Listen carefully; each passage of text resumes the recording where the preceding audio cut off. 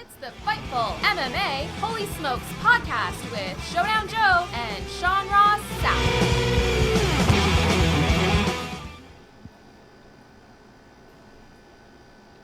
Welcome to the June 13th edition of the Holy Smokes podcast. Yours truly, Joe Ferraro, your host. You can follow me online at Showdown Joe.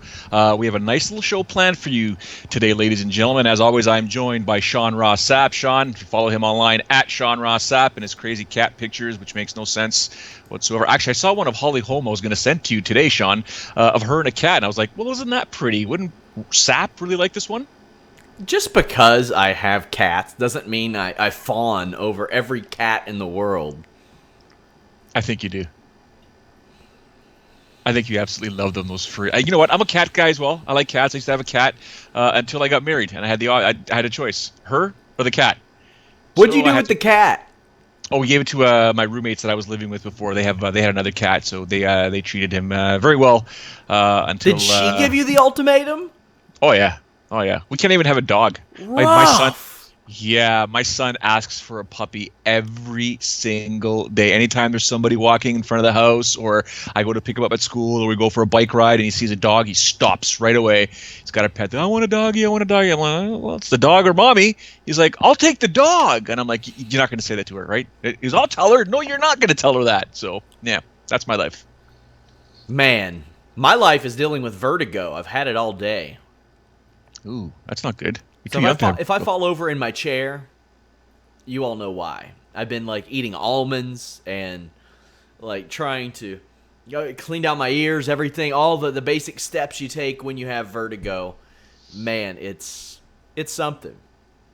Yeah, I had a friend of mine who has bouts of vertigo, and she's much better now. But I hear exactly what you're saying, and I definitely feel for you, because I would not want to doing anything normal in life, and just out of nowhere, the ground's getting closer to my face. It's not good.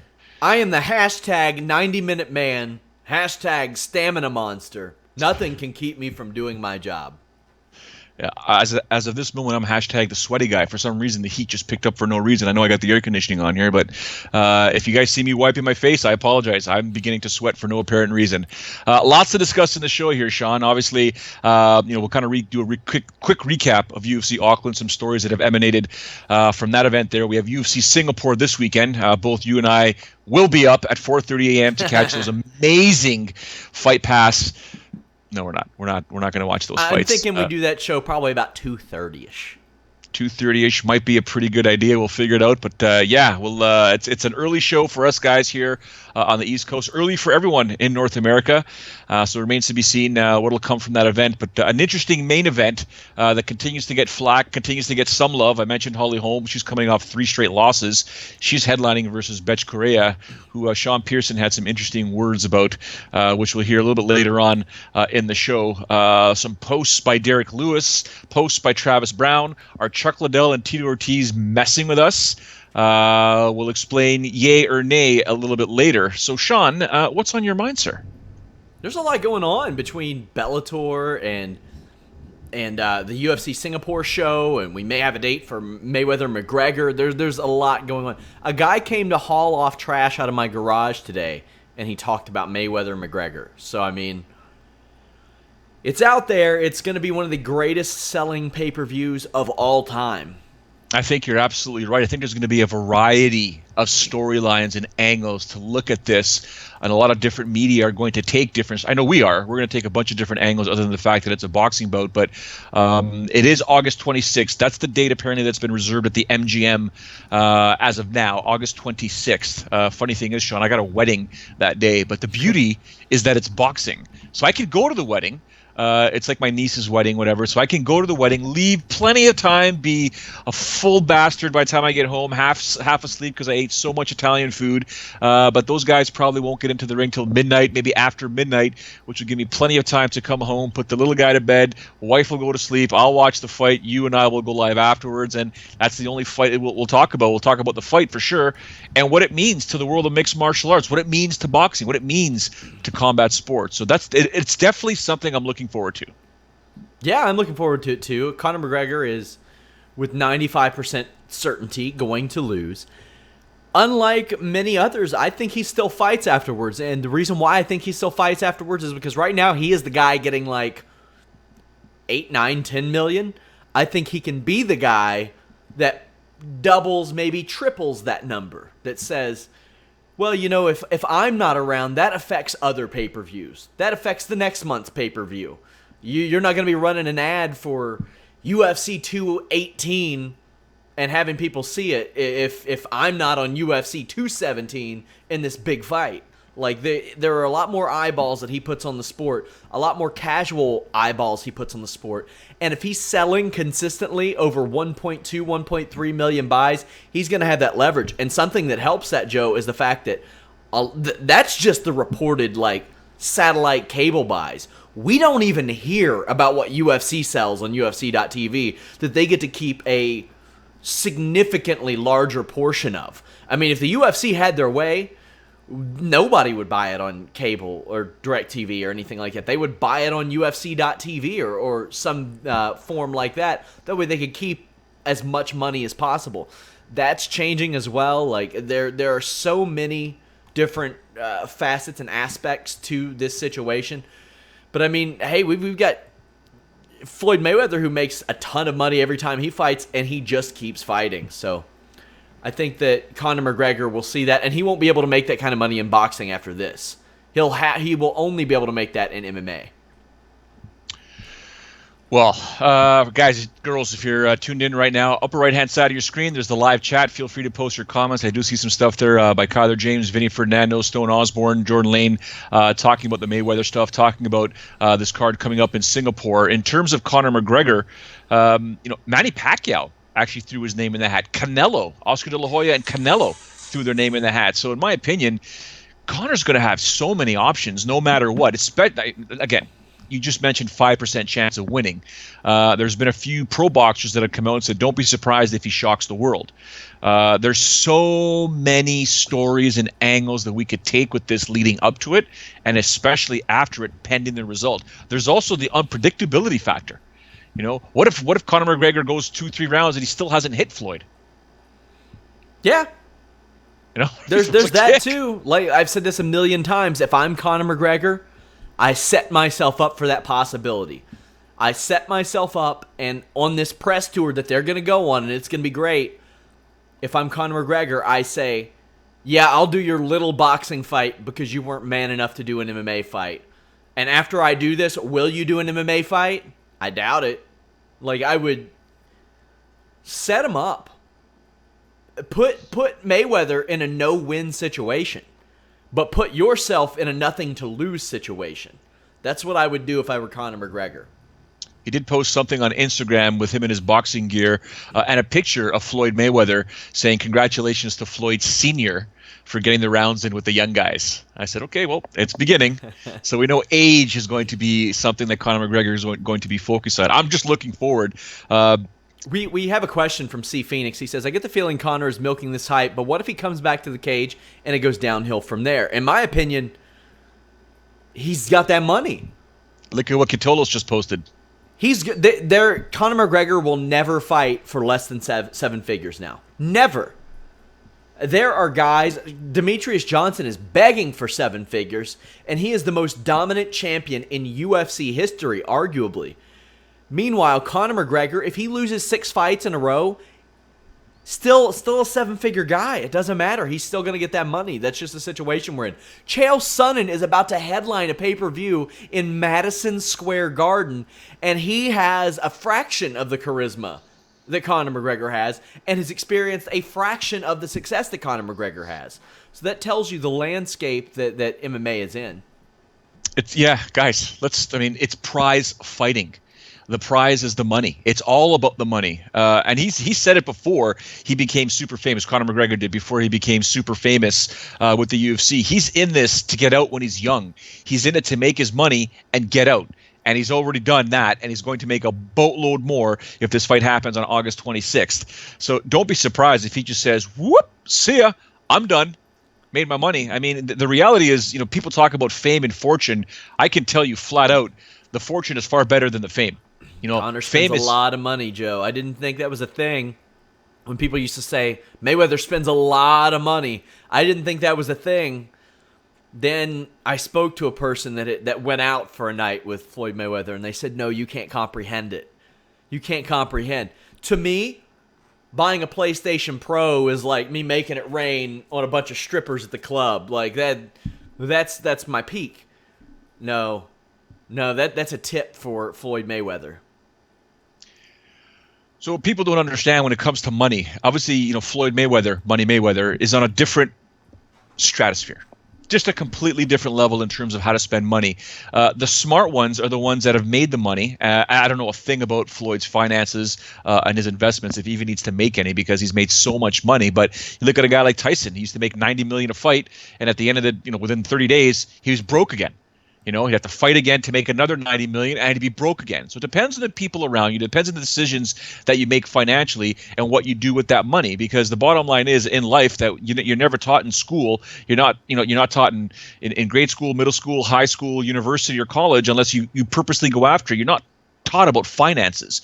You're not taught about how money can make money, how money's supposed to make money for you, how you're supposed to take your money and make it multiply for you. People, there's nothing wrong with working a 9-to-5 job, Sean. There's nothing. I don't say anything wrong with that, but it ain't going to make you rich. Unless you save it and you invest it, and that investment starts making money, then you start seeing a return on your investment. And that's the whole point of having an ROI, return on investment. So with these guys making so much money, it's easy to spend that money, especially, Conor McGregor. He was on welfare. Before he got to the UFC, there was a time when him and D were on welfare. They were on social assistance. They weren't making any money, and now he's got all kinds of money. So what does that do to a person who's never had money if you don't have the right people around you? And I'm not the biggest financial advisor fan, because a lot of these financial advisors, they get their 3%, and if you start compounding that interest, sorry to get too financial with you guys, you're not making a lot of money, ladies and gentlemen. There's books out there that'll show you. But Conor McGregor now having that money, and I'll never forget that scene in The Ultimate Fighter. To this day, it makes me literally, figuratively pee my pants when he's talking to Uriah Faber, telling him he's an overage surfer and he's got pythons on his feet, and the way he says it in the Irish accent is pythons, and he's like, and Uriah's like, pythons? What are pythons? Right? And the first time I spoke to Conor McGregor, he tried to say 33, and he said turdy tree. Right? So it's the accent, but at the same time, he's spending crazy money on shoes. Every time you look at his Instagram, he's got like almost like a maybe like tens of thousands of dollars in new clothes and watches and shoes, right? You could spend that money if you have it, but it literally has to be a fraction of what you make. Because if you start spending all that money because you think that money never ends, we're going to see Nick Diaz back in that cage real soon, because whatever massive amounts of money they made, and if they're not saving it and spending it and investing it properly, they're going to need money. Look at this whole Chuck Liddell rumor with Tito Ortiz. Why? What's happening here? This situation. Let's take a look at some of the posts they've published. We get this photo of Tito Ortiz and Chuck Liddell just squaring off. And Tito Ortiz later on says, we also get this one with some of the wives. Later on, Chuck Liddell is saying, well, why can't we do this? Why can't we have this fight? And Tito's like, I posed for the picture because you wanted to. But, I mean, Tito's had his farewell fight. Like, he's had his day in the sun. What do you think about Chuck Liddell putting Tito on the spot like that? Because, I mean, let's be honest. Tito's never really wanted to fight Chuck to begin with. Like, no. If they were toddlers, Tito would have avoided that fight. Yeah, I don't know. If you go to Chuck Liddell's Instagram, there's a picture of him wearing a blue zip up hoodie or blue jacket. He looks like a middleweight. He's thin, which chances are he's ripped. So he's looking pretty damn good. Doesn't mean he should be fighting. Doesn't mean he should step into the cage and compete against a guy like Tito Ortiz. I don't know. I mean, the bottom line is this, okay? If they were to put that fight together, whether it's Bellator or whomever, it's obviously going to be Bellator or somebody, we're going to watch. Oh, yeah. I would watch Chuck Liddell face an 0-1 fighter in the main event of a Bellator show. And I'd watch it every time. I don't know why. I don't have a reason. It's just something about that just draws me to the screen. Am I proud of it? Hell no, I'm not proud of it. But I would watch it. Sad reality. It is. I mean, I would watch him fight Michael Jackson, the guy that Mickey Gall beat. I would watch it. I would, every time. I look at some of the stuff, and it's akin to me, for example, if there's a hockey alumni game with some of the greats that have ever played hockey, I want to watch it. I want to see it. It's not fighting, it's not combat sports, but I want to watch it. You put together, the old school NBA guys, I'll watch it. I'll watch them play ball. It's just, my youth coming back, So it's Chuck Liddell and Tito Ortiz. I mean, those are guys that I used to watch in my late 20s, or I guess early 30s, I should say. And to see them again, maybe I'll watch. I don't want to see them fight. I don't want to see it happen, but if it gets put together, we watch Shamrock and Gracie fight again. Yes, ultimately the thing is, we worry about brain trauma and stuff, and I look back at the way that my team and I used to train, and I'm thinking, but we didn't know back then. We didn't know. We know a lot now. We know about brain trauma. We know about CTE, and at some point you have to say, well, they make their own decisions. They're adults, but because if they won't facilitate it, if Bellator won't and the UFC won't, somebody will. Somebody's gonna.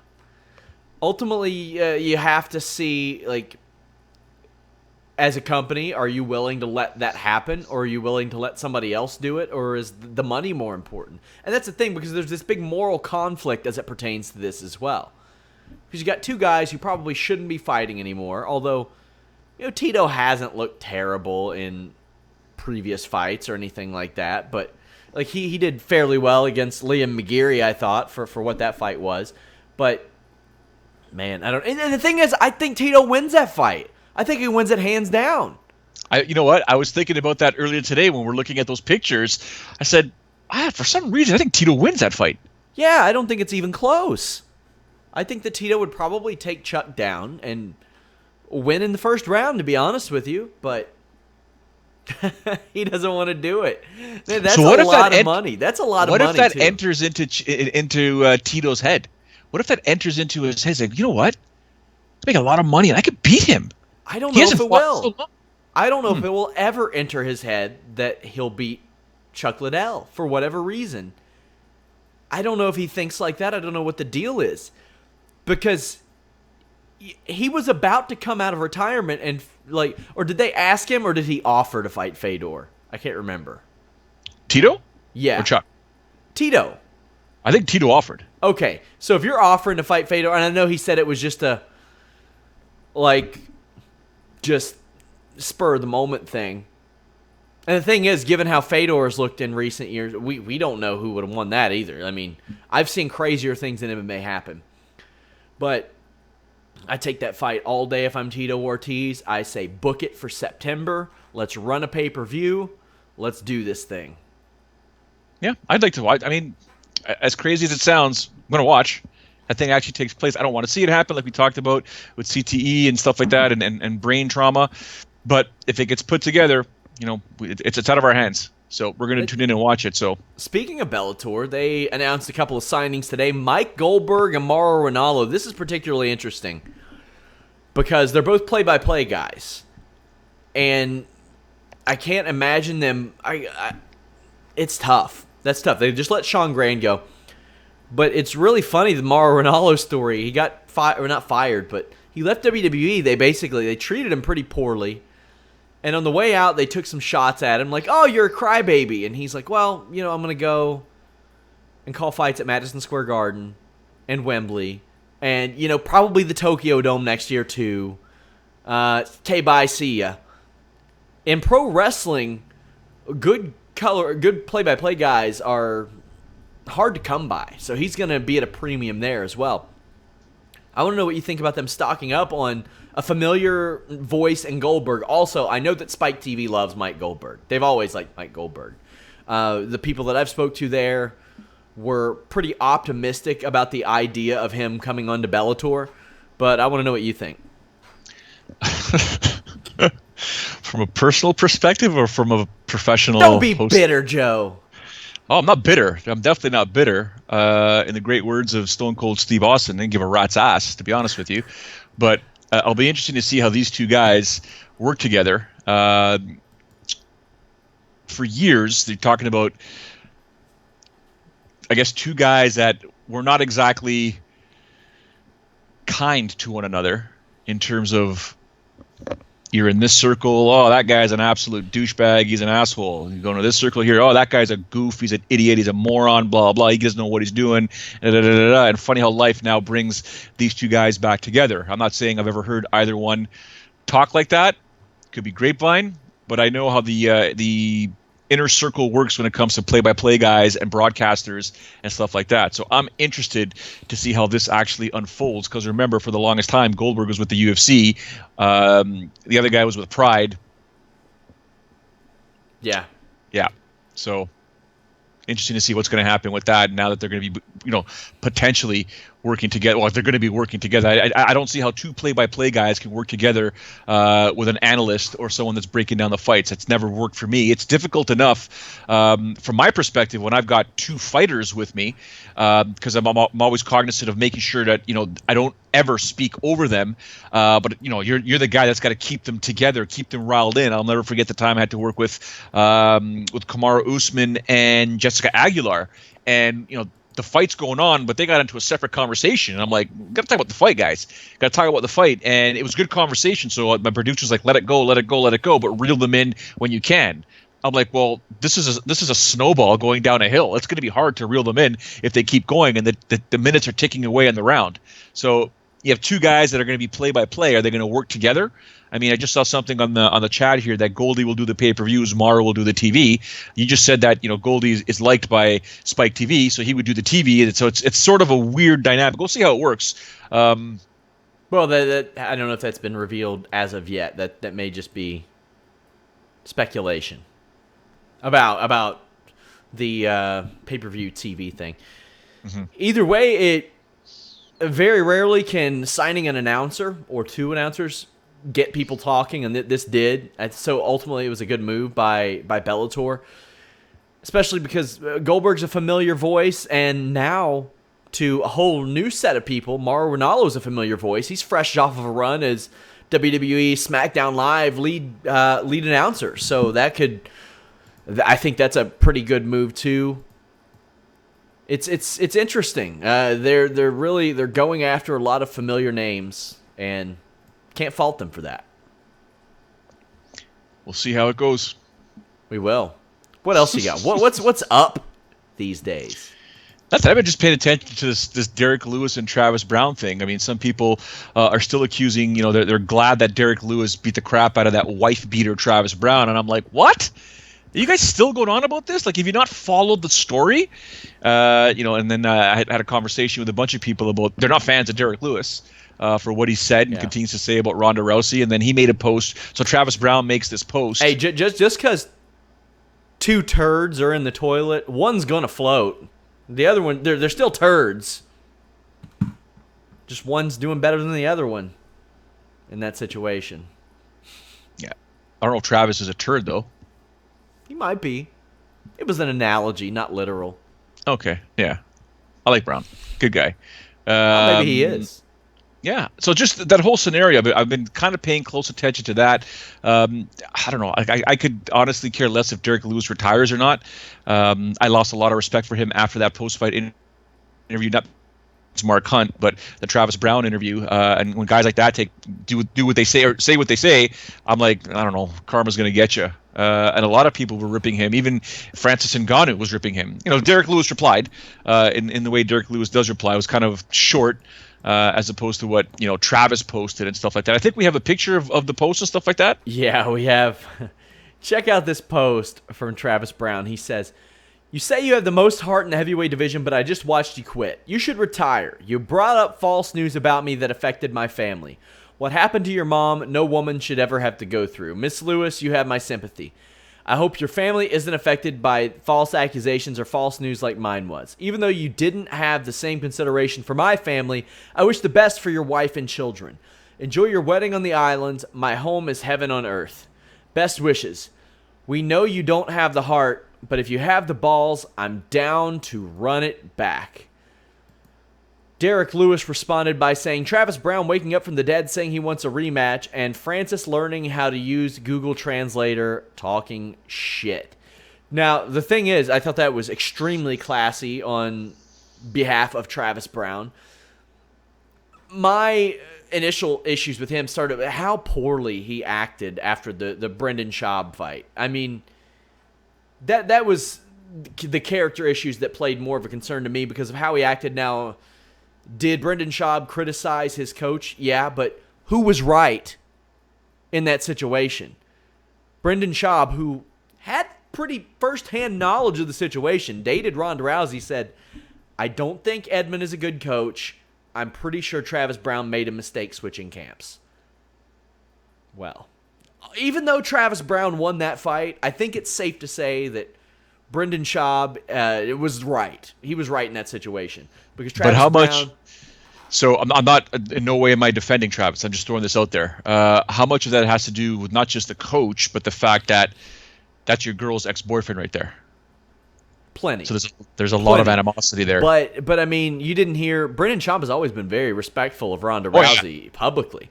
Yep. When people ask him how it ended, he said, I wasn't her guy. I wasn't her type. She needs somebody different.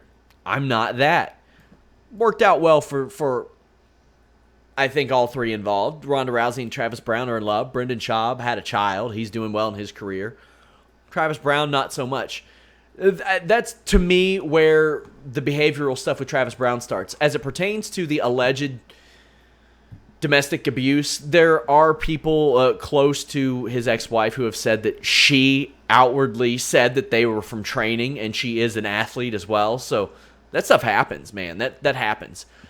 Investigation was conducted. No wrongdoing found on Travis Brown's part. No charges were filed. No mention of the situation was brought up until the news emerged that Ronda Rousey was dating Travis Brown. So all of it's kind of suspicious. I'm not trying to victim blame in any stretch of the imagination. If you're asking me, I don't think he did it. Don't think he did that. So, but here's the thing, Joe. I'm an asshole sometimes. Sometimes I'm that turd. Sometimes I'm the turd that sinks. Sometimes I'm the turd that floats. Sometimes I'm a great guy. That's just the way people are by nature. Nobody's going to be awesome all the time. I thought the way Travis Brown handled this with Derek Lewis was great class. He said what he needed to say. He didn't disrespect Derek Lewis's family, and he still challenged him. Also, I think he beats the brakes off of Derek Lewis in a rematch if Derek Lewis fights anything resembling the way he did in this fight. And Travis Brown has been known to fade in similar fashion and abandon technique in similar fashion. What do you think about all this? So the whole thing is I always find it, I don't know, I find it kind of weird sometimes when guys get their, Travis Brown's fight IQ sometimes can be questioned because he does good, he does great, and then all of a sudden, whoop, there it goes. What just happened there? He's making mistakes, and it's going to cost him the fight. And I think it cost him the fight against Derek Lewis. It's cost him in other fights as well. So then he gets knocked out. He gets his ass handed to him. To come out afterwards now and basically say, if you got balls, let's do it again. I'm like, okay, but it wasn't like it was a close fight. You got knocked out. So are you brave or are you dumb? It's right? So kudos to Travis if he's brave. Yeah. If he's not thinking straight, now it's I think it's far more emotional for him based on what Derek Lewis has said about Ronda Rousey. So, and you don't want to go into fights emotional. Lord knows you got to keep those emotions in check. You can use them as a bit of fuel, but man, you cannot burn that energy by being pissed off and hating that opponent because your gas tank will just drop completely. So it remains to be seen. I don't know if it's going to happen. We don't even know if Derek Lewis is going to be coming back to MMA. I think he will. I think he just got, he got hurt. Physically, obviously, quote unquote, is back. And then emotionally, when he got handed his ass by Mark Hunt and Goddard stops the fight, he's getting married. We'll see what happens after that. Did you see that he was supposedly eating ribs like an hour before the fight? If that was the case, then I got no sympathy for him. Jesus Christ. That guy is a moron. Somebody posted a photo of him eating a plate of chicken and ribs about an hour before the main event. This guy needs a dietitian. Like, what's our nutritionist? Like, Guy needs a clue is what he needs. Oh my gosh, so much for fueling your body correctly in an environment where you're going to burn excessive energy and sweat. Oh my goodness. Anyways, so again, it goes with Stone Osborne. At least it wasn't tiramisu. Good point. But at the same time, I don't know. I when you say guys need a clue, to this day, Sean, there are still fighters that don't have a clue on how to cut weight. I mean, there's this new thing that recently came out. I don't know how recent it is. It's called Google. You can Google anything and get the right information. You can read quickly on any topic and realize that's BS, that's good, keep that link, blah, blah, blah, and you can get better at whatever you want to do. Nutrition is slightly important for an athlete, okay? It's extremely important, especially when you're going into something that's so demanding as MMA. Eating ribs and chicken before a main event fight against Mark Hunt, not good. There was a thing I tweeted the other day. It's an old quote. It says, before enlightenment, chop wood, carry water. After enlightenment, chop wood, carry water. Basically, it says, and it's something I've followed forever. Work really, really hard to reach the peak or your goals. And if you want to keep those and follow up on them and stay at that peak, you still got to work hard. You can't rest on your laurels. Derek Lewis rests on his laurels an awful lot. Yeah, I said it before the fight, or I said it in our podcast, John. I don't think the guy has much of technique. He's just a strong, tough dude, and just got far in the UFC, maybe because it's the heavyweight division, because you could not be able to do any of that stuff at any other weight class. You'll get tuned, in my opinion. I like that. The heavyweight guys like to stand and bang. Every other weight class is like, nah, I'm not going to do it. You're going down on the ground, or this is happening, or that's happening. So at some point in that division, it is a lot of it's, I don't want to say luck. It's a lot of it's chance. It's rolling the dice, throwing a punch at the right time and connecting. But this was one of the first fights with like a top 5, 10, I can't remember, I don't know what he's ranked, that I looked at and I was like, oh, the heavyweight champion just mows over him. And it's not even close. Like, I don't care what Derek Lewis throws at Stipe Miocic. Stipe Miocic just, he would chew through Derek Lewis. And his ribs and his chicken. that wouldn't even, I mean, but then again, we all know it's a crapshoot at heavyweight. Anything can happen. One punch changes everything instantaneously. But that fight there, if you were to match that up, I mean, Stipe would probably beat him just with a jab, just constantly hitting him with a jab. He's just on a different level. Stipe Miocic is a fantastic, and I like Mark Hunt, man. Mark Hunt flat out said, he was even respectful to Derek Lewis. He's like, I like Derek Lewis because he doesn't cheat. He's not a steroid user. And Stipe Miocic is a wonderful champion because he doesn't cheat and use steroids. Mark Hunt is on the steroid kick, man. He's on this anti-steroids, clean up this sport. God love him. I love the fact that he's doing that. And I wonder what the UFC thought, Sean, after he emerges victorious and that lawsuit's still there. And he's got 3 fights left on his deal. Oh, does he really? I thought he had one more. No, he's got 3 fights left. He signed a new 6-fight deal last year. Oh, I followed up on it. Yeah.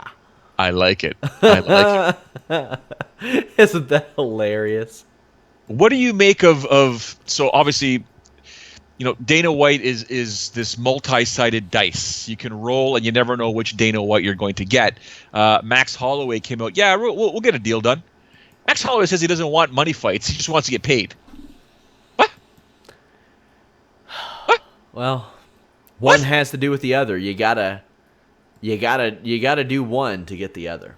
Max also said that Conor McGregor will have to beg him to fight for that title or have a fight with him or a rematch. Like Max. If Conor McGregor mentions your name, you have a pen in your hand and you say, where do I sign? When? That's what you say. When? How much time do I need? That's what you do if Conor McGregor calls your name. Yeah. That's money. Hell yeah. Of course. Goes So, without saying. I don't know how much Conor McGregor wants to fight a Max Holloway, though.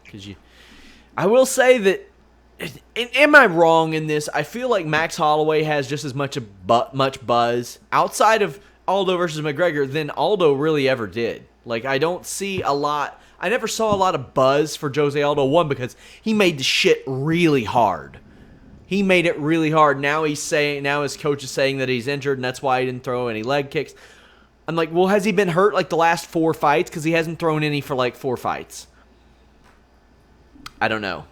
Man. Listen, Jose Aldo Jr. and Renan Barão, when they were both champions, trying to get them to do anything at the time was like pulling teeth. And I had a PR staff at the time who used to work with Zuffa, who would handle a lot of the PR stuff for the Brazilian fighters, and we would have a conversation. She's like, it's next to impossible.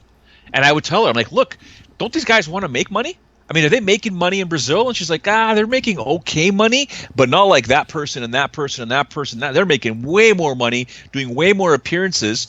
And she said, look, it's just their character. They're not that outgoing. I said, I understand they're not outgoing, but it's part of the job. If you want to don't complain that you're not making money if you're not willing to put that extra work. Right? Yeah. Yeah, I'm with you. And Max Holloway, he seems like he wants to fight again, like this year. That's good. They need active fighting champions. They don't need people who are going to fight one time a year, which they might be right back into that situation if they dare book Miocic against Cain Velasquez, because that situation is like, will Cain make it to the fight, and how often will he defend it? It can be a tough situation. It can be a tough road as well. Man. They just need more active champions. You got a featherweight champion who is saying, I may never fight there again. Meanwhile, Dana White's like, yeah, I'm going to shut down a division with maybe the most active champion that I have in Demetrius Johnson. I talked to Pearson about all this stuff, and it's just, Sean Pearson's is a funny dude. I had a chance to catch up with him to talk about a bunch of stuff, and I asked him flat out about the Derek Lewis stuff and Travis Brown stuff. I asked him about Dana White and the whole potentially shutting down the division, because Ben Wynn defeats Timothy Elliott in stunning fashion, and then Brian Stann asks him flat out, all right, so who do you want next? Or who do you're moving up this division, you're probably going to be top 10. We all know Tim Elliott is much higher than his number 8 ranking. Who would you like to fight next? And the guy was like, dude, fight next? I don't even know if this division's going to be around anymore. So I asked Sean Pearson about that. He gave some pretty good candid comments, and then he gave his thoughts on UFC Singapore this weekend. So I don't know if you have that queued up yet, but that was hilarious. Let's hear from Sean Pearson, who is still riding a 3-fight winning streak in the UFC. All right, joined now by Sean Pearson. Sean, obviously, Derek Lewis goes down to Mark Hunt, and you and I had some serious conversations a while ago when Derek Lewis had that post-fight speech about Ronda Rousey and Travis Brown and how we thought it was classless. Mistaken, either you or myself said if that was any other time, that's how you get stabbed. What's your reaction when Derek Lewis loses that fight? Because when I was basically smiling ear to ear because I thought the MMA gods and karma got him. It wasn't even karma. I didn't have him having a chance in that fight anyways. He actually showed better than I thought he would against Hunt. Just he's a little more explosive than I thought he was. Like that front high kick, which I thought was absolutely useless, almost caught Hunt like 3 or 4 times. So Derek Lewis's athletic ability impressed me. So there's the positive of this whole thing. Obviously, he showed his heart is not where it needs to be. They showed pretty good cardio for both guys as far as, being heavyweights lasting that long. But Hunt just looked like the veteran he was and the killer he is. He just weathered a little bit of a storm once in a while because Lewis would just, he'd explode. Short explosions. I'm going to try and knock you out. Nothing would happen. And then Hunt would just be like relentless. No, I'm coming back. Here you go, buddy. Here you go. And again, I was smiling because I'm a Hunt fan. I don't know if I was smiling because of Derek Lewis lost. I really don't care about him. And like I said before, I even forgot about the crap he said about Ronda Rousey. It was classless, but that's the way MMA fans are, including myself. We're finical. It's what's happening right now. But I liked Brown's post afterwards about doing it again. And I also liked the fact that he said, I don't wish your family any ill will like you've done to mine. Like I thought it was a smart move by Brown. So obviously, I know Brown on a personal level as well, but the only thing I really disagreed with that, and I don't know if I disagree with it, to be honest with you, Sean, because it's more of a situation where it's like, okay, you lost to the guy, he beat you, you got to be careful what you say, but now you want a rematch. What good is that rematch going to do? He already beat you once and he knocked you out. Well, basically, Sam, sorry, I'm eating my breakfast as we go here. To him, he's like, he needs another fight. He's obviously a little bit upset about what Brown said. About what Lewis said. So there's a little bit of animosity there. He thinks it's a winnable fight, obviously. So yeah, it might not look great on paper for Derek Lewis because he's already won past you, but he goes, well, you just got knocked out. You talk shit about me. We can build this fight up. It's a buildable fight. So to me, I don't know what a main event is nowadays, but it's up there as far as, two guys that Derek Lewis coming off a loss. We got a chick coming off 3 losses doing a main event. So, to him, he goes, if we can create a story here, we can probably get some money for this fight. You're absolutely correct. We'll get to that main event in a moment here. I want to ask you real quickly about the UFC flyweight division. Even Ben Wynn, who defeats Timothy Elliott, asked, Brian Stan asked him, who do you want next? He's like, dude, I don't even know if this division is going to be alive anytime soon. And what do you make of all that? I think it's Dana White just doing his thing, jockeying position and controlling his pawns. To me, you built a division. You've got the best pound-for-pound fighter in the world. I know Dana White wants it to be Conor McGregor, but the truth be told, Conor's the best pound-for-pound shit talker and money generator in the world. I don't know if he's the best pound-for-pound fighter. He's up there. But I think it's a hard sell if you get me off of Mighty Mouse because he dismantles everybody. I don't think that weight class is going anywhere. Again, Dana can do what he wants. He can say what he wants, but we've seen it before. Dana White says a lot of things just to get people talking, to move the needle. Dana's going to do whatever he wants to do. You know what I mean? But I don't think the weight class is going anywhere. Before we get to UFC Singapore, obviously there's this talk of Tito Ortiz, Chuck Liddell 3 won't go away. Do you think it happens? I don't care. That's it. Just you don't care. They can fight in their backyard for all I care. I'm not gonna. Again, if it's free on TV, I'm gonna end up watching it. As long as it's not a Friday night where it's red panty night with me and the wifey. But I don't care. You know what I mean? Well, should that Friday night for a fight? Yeah. Sorry. Should Chuck's coming out of retirement for a fight? Like for what? Chuck needs another payday. Like what's he done with his money? You know what I mean? Like whatever. All right, we'll close things off. So now you got me kind of nervous about your Friday night, but my place or your place this Saturday, 4:30 a.m. UFC Singapore kicks off. What are we doing? I didn't even know there was an event going on.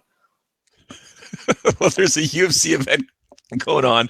As you mentioned, a lady who's lost 3 fights in a row, Holly Holm, still a solid fighter. She's taking on Betch Correa in the main event, but this is in Singapore, and the first fight goes off at 4:30 a.m. You can rest assured, Sean, I will not be up watching that fight live. I don't know, for everybody who's doing boxer size, this is a little bit of an inspiration for it, because didn't Beth join in MMA like 4 years ago, to lose weight in boxer size, and now she's a UFC title contender? I don't know. The women's division is finicky to me. There's people Holly Holm's got some skills, don't get me wrong, but she's coming off 3 losses in a row. She's main eventing something. Who's she main eventing over? That's actually more important here. Not the fact that she's a main eventer, because that fight's not a main event to anybody. But who is she over top of? Because that's actually the more insulting part. Who's the co-main event here and who's underneath it? Andrei Arlovsky and Marcin Tybura are the co-main event. Okay, so they've got an average age probably of 80, so maybe that's okay.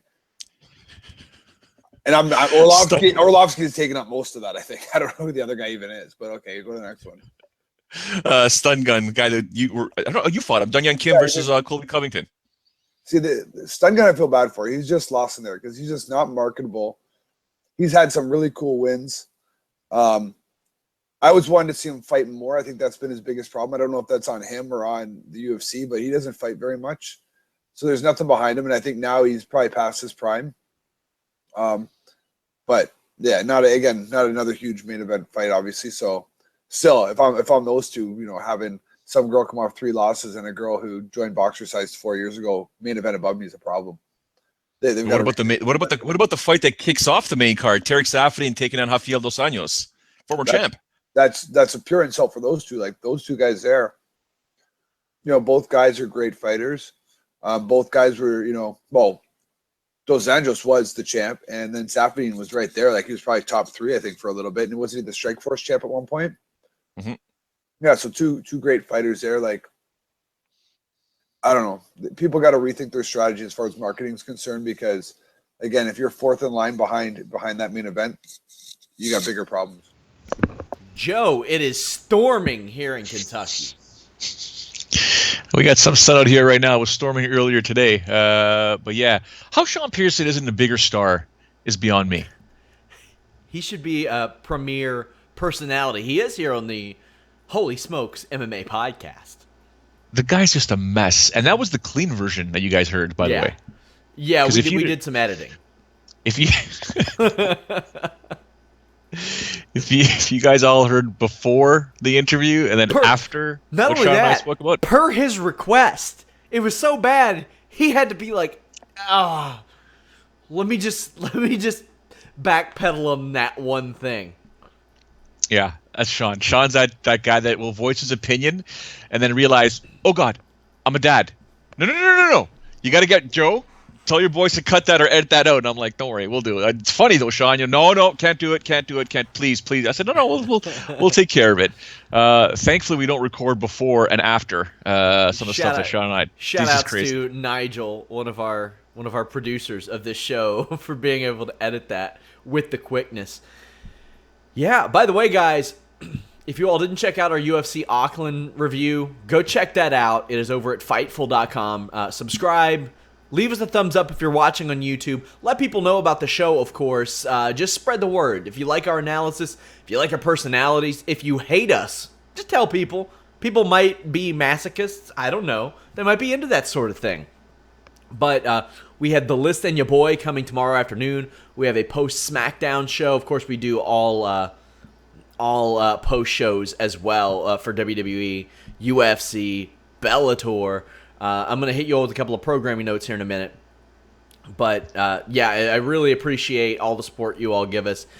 We are back on Saturday afternoon to talk UFC Singapore. It will not be right after the show because the show starts at 4:30 a.m. We will have live coverage, but we're going to wait a couple hours. I'm thinking sometime between 2 and 2:30. I have a wedding to be at 4:30, so we'll try to fit it in there, but... Well, we got UFC Singapore to talk about right now. And according to Sean, what he says about Betch Correa, first of all, he's like, didn't Holly Holm lose? She's just, is it me? I mean, I don't want to ever disparage any human being in general, but is it me or is she an odd duck? Yeah, she's weird. Well, she's smart a little bit because she struck the iron while it was hot as it pertained to the Four Horsewomen. Yes. I love Jessamine Duke and Shayna Baszler, but it was very, very smart to see that she could beat them and then did, because her entire career was made off of beating Jessamine Duke and Shayna Baszler. A couple of girls who haven't had any UFC success in over 3.5 years. And she made a career off of that. She is still getting fights off of that because in doing so, she parlayed that into a title fight with Ronda Rousey. She got absolutely plastered on that Straight Outta Compton logo.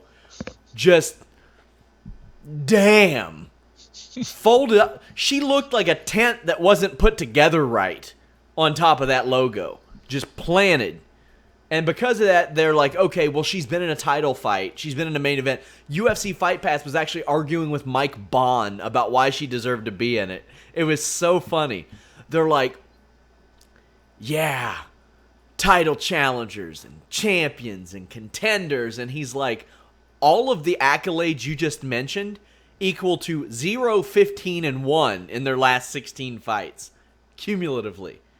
That being said, I think this Singapore show's pretty good from the outside looking in. Holly Holm was going to beat Miesha Tate, or at the very least draw, had what went down didn't go down. She wasn't beating Shevchenko. Many say she did beat Germaine Durandamy. Betch Correa, on the other hand, her best win in the last 3 years is against Jessica Ai, who never wins, and if she was lucky, would be a top 15 125er at this point. She drew with Marion Renault. She lost to Raquel Pennington. Hey, that's going to happen. You're going to lose to Raquel Pennington. That tough stuff happens. But she's just not good. And I think, my question is this. Will the loss to Holly Holm be quick and violent or sustained and embarrassing? I might go with the latter because it seems that Holly Holm seems to fight based on what her opponent gives her. It's not like Holly Holm is younger anymore where she could just go 0 to 100 real quick and then just boom, boom, boom, boom, boom, it's over. she seems to be more, I wouldn't say lackadaisical, that's an incorrect term, but just fights to what her opponent gives her, is a great counter fighter, sometimes can be too predictable with the key eyes and stuff like that, because she sets and then strikes. I don't see how Betch Correia can be in the same octagon as Holly Holm when it comes to striking. And Holly Holm's ground game is underrated despite having, losing to Miesha Tate the way she did. Betch Correia, to me, has never been anyone that comes across to me. Maybe she has skills, Sean. Technique-wise, it looks different than what it should be. It's like Jake Shields. When Jake Shields throws a jab, it's not straight. It has this sort of fluidity to it. It goes up and down, right? So Betch Correia, to me, doesn't seem to have this quote-unquote prototypical perfect mixed martial arts technique, but some way, somehow, she's headlining a UFC event in Singapore. Holly Holm cannot lose this fight whatsoever. Thanks to James here. You see his chat window for making sure to message me during the podcast, as he knows not to do. So I can't get rid of that. Huh? Yeah. What does Jimmy Van want? I let the staff know, hey guys, don't message me. I'll be on a podcast. It messes things up. And he still messages you. He still messages me. The owner of the site, of course, is hijacking our podcast. In the middle of my rant about Betch Correia and Holly Holm, he has to hijack the podcast. It's okay. I fixed it. I was able to get around Jimmy Van. Somebody says, SRS, don't tell me you cut your hair. No, I'm growing it out. I'm going to donate it. But yes, Kyler, I see the Skype chat is up because of our fearless leader who likes to make cameos. But this, you gotta imagine that the UFC saw this as a way to book Holly Holm in a fight she could win in a territory they wanted to go to against someone they could say is a title challenger, right? I mean, it's easy booking. She's lost 3 in a row. No, you're right. You're right. I mean, Holly Holm, in my opinion, I didn't check the odds. I'll check the odds right now as I speak. But Holly Holm right now is a minus 620 favorite. So even the bookies are setting the lines, and the people putting money down are not making that line move correctly. It's actually going the opposite way. She might be a minus 700, 750 by the time this fight goes live. So in terms of Holly Holm, to say this is a winnable fight would be an understatement, right? Like, I mean, come on. She should be destroying Betch Correia, and it'd be great for her career if she does it within a round and absolutely makes a massacre of Betch Correia. And if Betch Correia wins, Holly Holm's, she's done. Like, yeah, you got to figure she's done. So, Colin James is saying I'm lagging. Lagging in what? Like, no shit, Sherlock. I told you guys it messed up the stream. Thanks, guys. Thanks for messing us up. But yeah, I mean, I cannot see Holly Holm losing this fight. I think she's got just far too much skills. I think if she just picks up the pace a little bit, Sean, she's going to be, victorious in a manner that in the way she wants to, like she was a little bit younger in her career, because she's a devastating fighter. She's a fantastic kickboxer. Obviously, she's a great striker, and I think she could really, really, really put a hurting on Betch Correia. Betch Correia will come out there explosive like a pit bull. And at the same time, Holly Holm could just simply bob and weave, dodge her, blah, blah, blah, blah, pick her apart until, you realize that Betch Correia can no longer do anything, and you'll start seeing her footwork slow down, and then she can go in there for the finish. I mean, that's what I see happening in this fight. Yeah. Yeah, because Betch Correia's footwork is duty. It's not good. She's just not a good fighter. She made it very far on what she has, and I think that time is up. Fair enough. Co-main event, Andrei Arlovsky, Marcin Tybura, or Tybura, depends on where you're from on this planet. According to Sean Pearson, average age of 80. Come on now. It's not 80. Okay. But I like this fight. Andrei Arlovsky is in the twilight of his career again. Well, Tybura is 31. Yeah, he's not exactly young, but in the heavyweight division it is. No, you're right. But this one I cannot see going, more than a round and a half. I mean, someone's going to sleep here. Let's be honest. Yeah, I would imagine so. And This is a sink or swim situation for Tybura. They're like, okay, you can get your third straight win. If you do, it'll be against Arlovsky. Arlovsky, you got to win here, or you're probably headed to Bellator or Ryzen. Not a lot to break down in this situation. We got a couple of guys who are going to go in there, and I would imagine Arlovsky will be a little timid at first. He knows his job is probably on the line, but he's had one fight go to decision since that horrible Brendan Schaub fight that kicked off his newest UFC run. So I don't see this one going to the scorecards, to be honest with you. No, Colby Covington's a -210 favorite over Stun Gun Dun Young Kim, a former opponent of Sean Pearson's. This is going to be a fun fight. Dun Young Kim better make some quicker decisions because Colby Covington's going to come in there to hurt him, like big time. Colby Covington's very, very underrated. He is 6-1 in the UFC. He can finish you. He can go all the way. It's not like he's not a well-traveled dude. His first 2 fights in the UFC were in China and Brazil. He won both of those. You don't see a lot of guys that's an underrated aspect of this, being well-traveled and being able to do that. And he's done it in Canada. He's done it in the States. He's done it in Brazil. He's done it in China. He doesn't really care where you send him.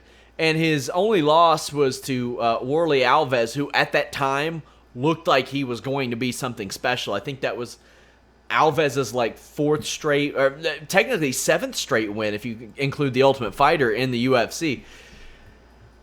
Yeah, and this is another one of those situations where it's like, well, not a lot of people know who Colby Covington is, but if he beats Dong Hyun Kim, I think people are going to take notice. That being said, Dong Hyun Kim is not a slouch.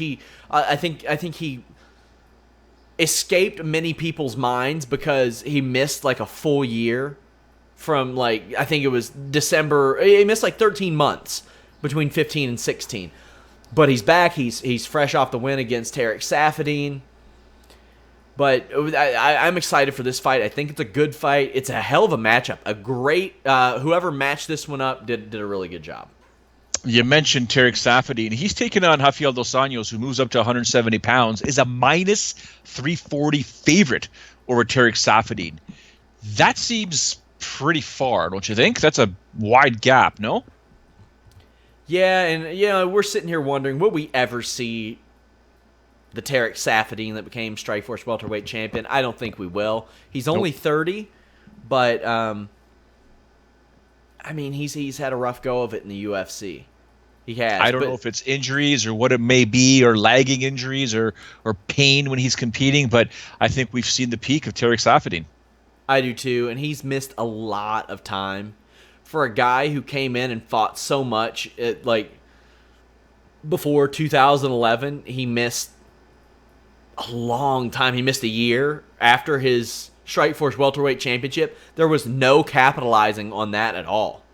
He missed a full year, and then he missed, I think, a year and a half after Rory McDonald evaporated him. So, and since then, his only win is against Jake Ellenberger, and Jake Ellenberger, we've seen what he is at this stage. It's very tough to run that with. I just think we've seen the peak of Tarek Saffiedine, and I don't know if it's going to be a nice descent to watch. And Rafael Dos Anjos getting put in there, he's trying to show that he's not on the descent after losing 2 straight fights. He's got something to prove, and I think Dos Anjos is going to do it.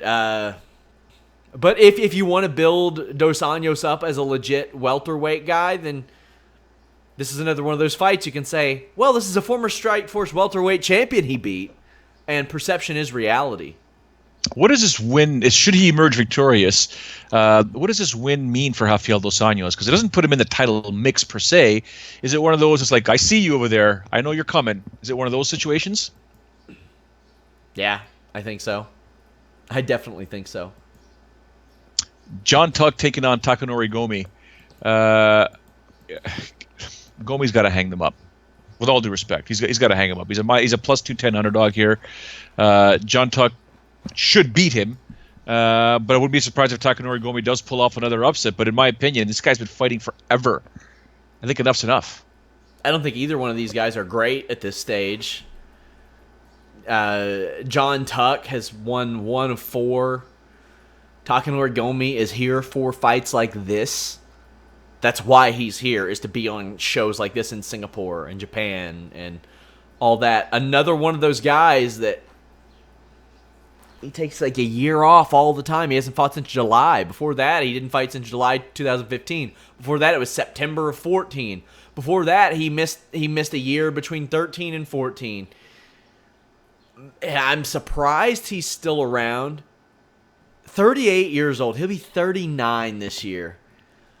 Anything's possible, joke, and that crowd will probably go crazy if he wins, but he's been getting finished pretty violently and pretty quickly lately. Like the human body can only take so much, especially the human brain. He hasn't made it 2 minutes and 40 seconds in like 3.5 years. Yeah. So I don't like his.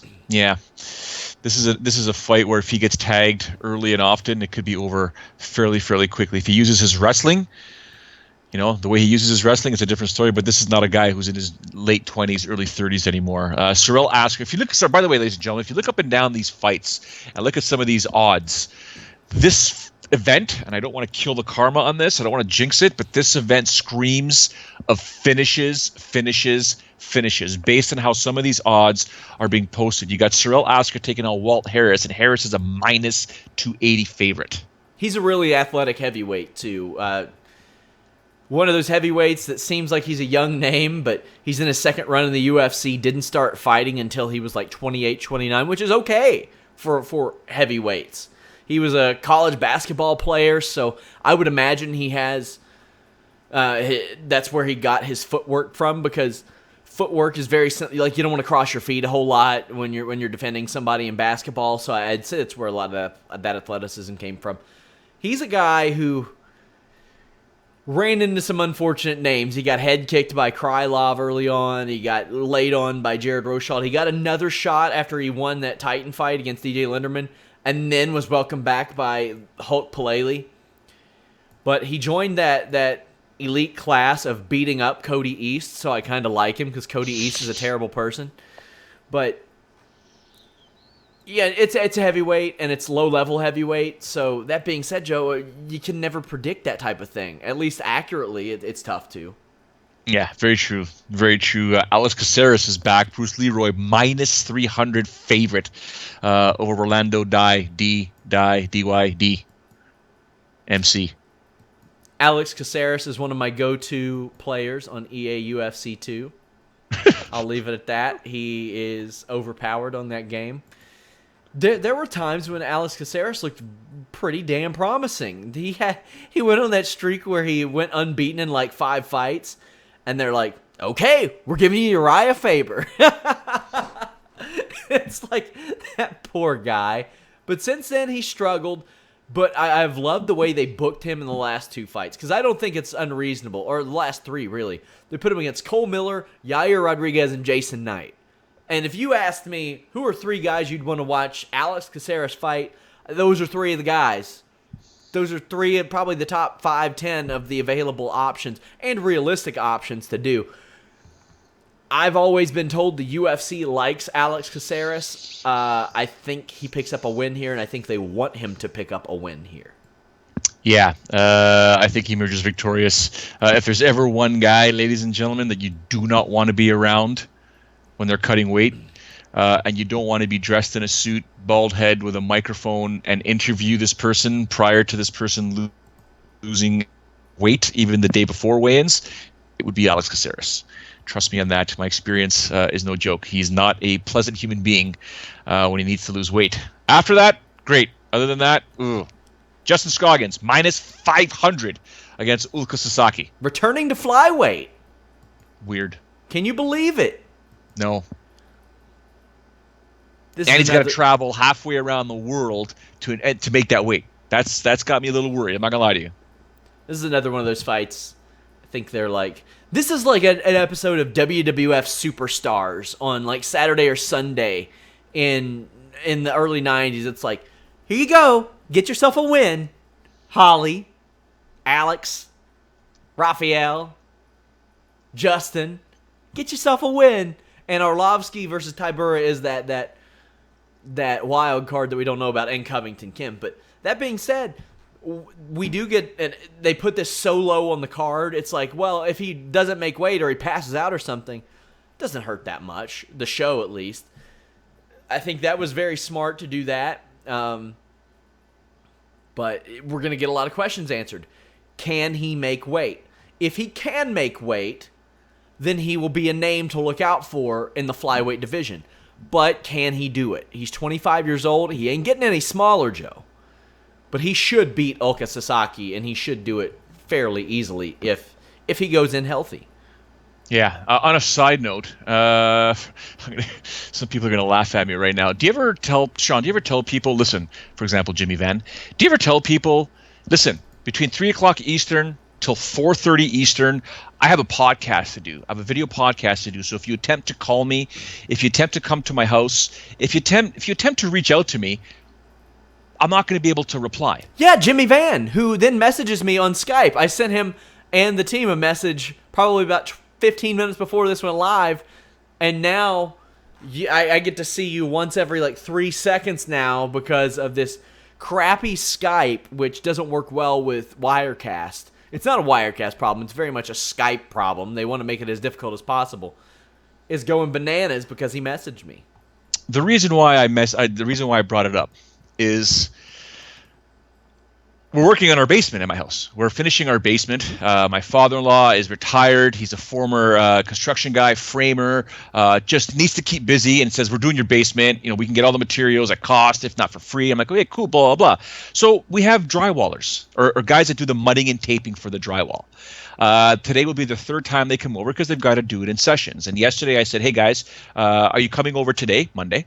Or do you want to come over on Tuesday? He's like, can we come over on tomorrow, aka today, Tuesday? I said, no problem. I said, just so you know, from 3 o'clock till 4:30, I'm live.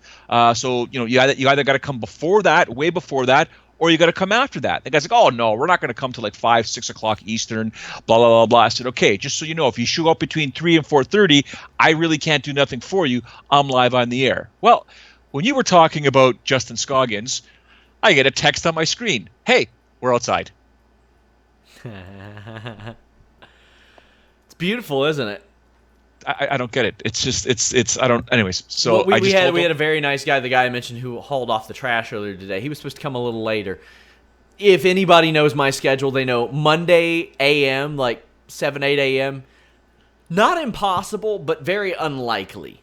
Monday Night Raw exists, and that's a thing that I cover, and I'm up editing and posting and things like that until if I get to bed by 2:30 or 3, I'm doing good. Wow. Painful. Let's get back to this UFC Singapore card. These are we're getting into the fights that we're not going to be watching at 4:30 a.m. or 6:30 a.m. or 5:30 a.m. Frank Camacho taking on Li Jingling. Minus 470 for Li. That's huge.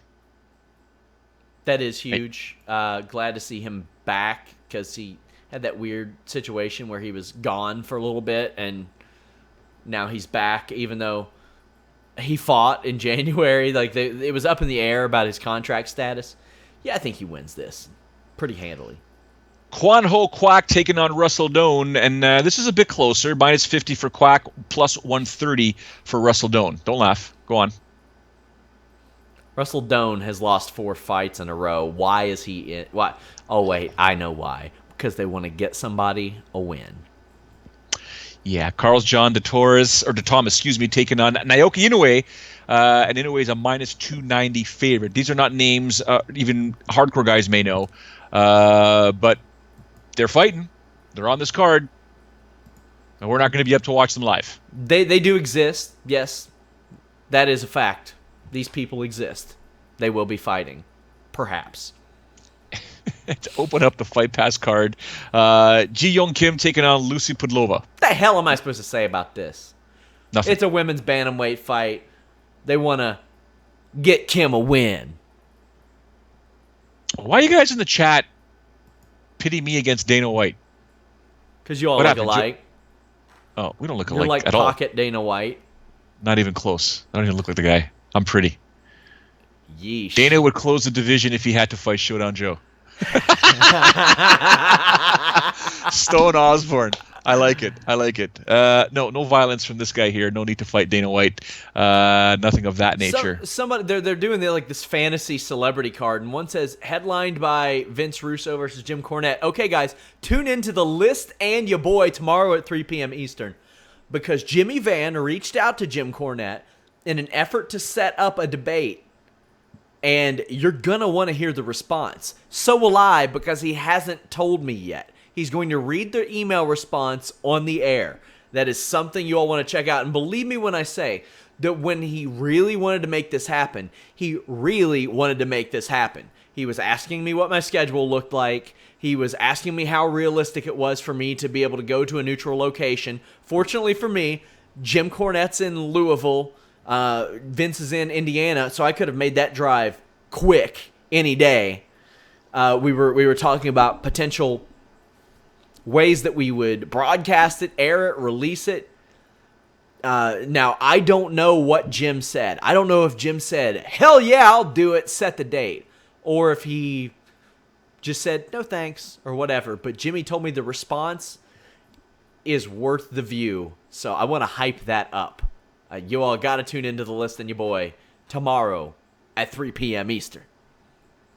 Love it. Absolutely love it. Don't forget, yours truly will have another article penned, pieced, written, and posted on Fightful.com probably by tomorrow. I will have another new video, a rant.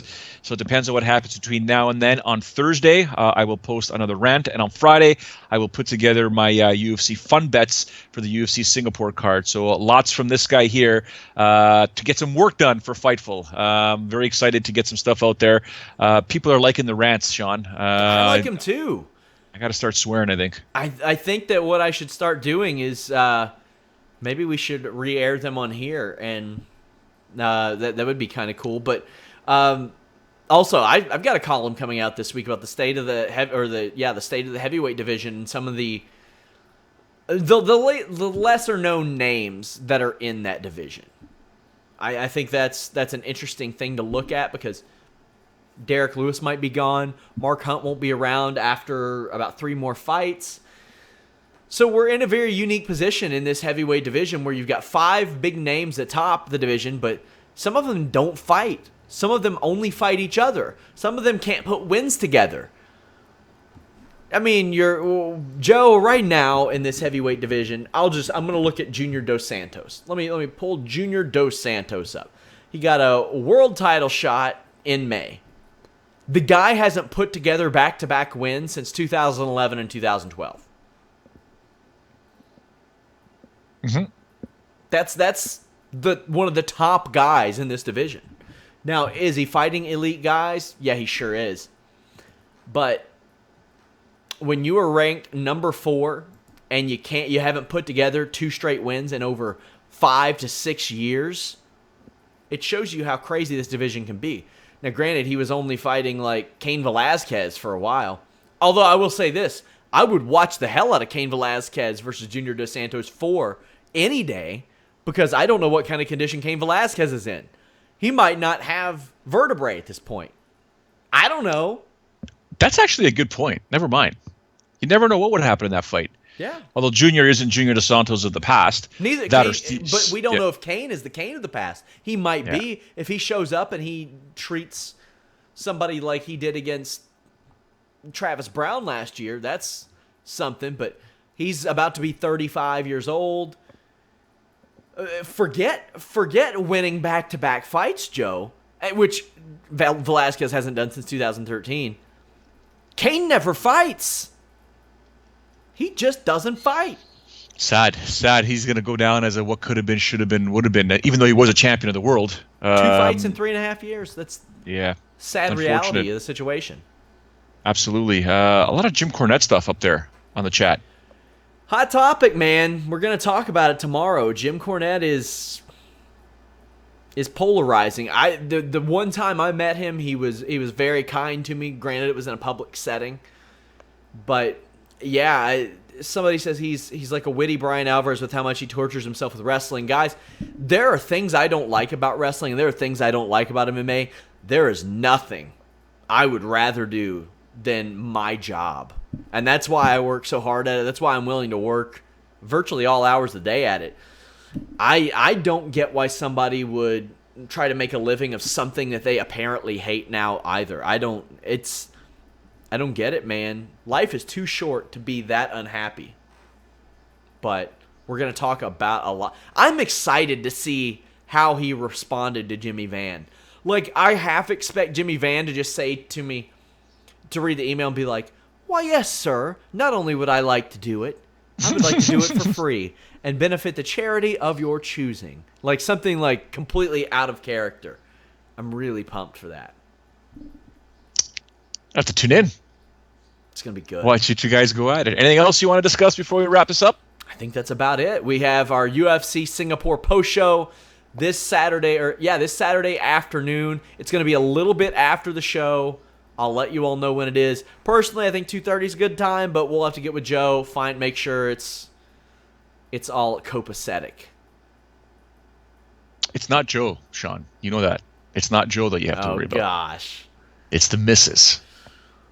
No, we'll figure it out. Yeah, we'll figure it out. Got to make her happy. It's a Saturday, She wants to do things outside. She wants to go out. My wife is off this week. I'm going to take likely Wednesday, Thursday, Friday evening and spend a little bit of time with her. So I feel you, man. I wouldn't be surprised. I told my wife that the event's it starts at 4:30 a.m. and she just looked at me and she's like, "And how's that my problem? Get up and watch the fights." And I was like, "I'm not getting up at 4:30 a.m." Yeah. She's like, "Well, it's Saturday. You better figure it out." Walked away. I was like, "Whoa, okay." So yeah, she's awesome. She's hilarious in that manner. But we'll figure it done. We'll figure it out. We'll figure it out in terms of when we go live. But we want to thank everybody for tuning in live. Thank you to everyone in the live chat. Stop causing trash between me and Dana White. We want to thank Sean Ross Sapp. Thank you, Jimmy Van, for crashing this podcast. I will try and endeavor to crash yours tomorrow if I'm here in the home office, but we'll see. To those that are tuning in later on iTunes and on Stitcher, we thank you very much for the support. Make sure you spread the news. Give us a thumbs up. Tell people about Fightful.com. Tell people about the Holy Smokes podcast. We have a great time doing it. We had some fun this morning discussing how we might make some changes moving forward. You saw some of the changes today. There will be some more moving forward, but we're going to improve this every single week because Sean and I absolutely love doing this. I'm a little bitter that I wasn't able to piss Sean off at the top of the show. I'll do my best, maybe after Singapore or next week, because nothing's better than a Sean Ross Sapp rant. So we'll see how it goes. But for now, don't forget, you can follow us at Fightful MMA, at Fightful on social media. Follow Sean and his cats at Sean Ross Sapp, and of course yours truly at Showdown Joe. We thank you for joining the Holy Smokes podcast. But for now, we're out.